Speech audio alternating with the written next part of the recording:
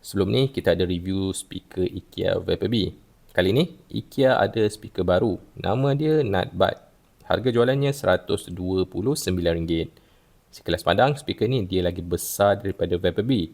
Dia tak guna bateri, tapi guna kabel kuasa di bahagian belakang. Namun, ia masih sebuah speaker Bluetooth tapi dengan driver yang lagi besar pada 2.5 inci. Dulu pada Vapor B, ciri unik yang ada adalah fungsi stereo, iaitu dua speaker boleh bersambung untuk jadi satu sistem stereo kiri dan kanan.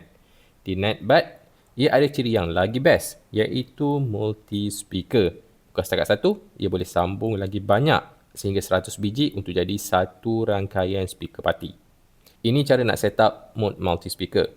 Pertama sekali, hidupkan speaker yang kedua, kemudian tekan butang volume sampai lampu berkelip. Sambungan akan berlaku automatik. Buat benda yang sama untuk speaker yang seterusnya. Bila dah bersambung, speaker akan mainkan audio yang sama daripada telefon anda menggunakan Bluetooth.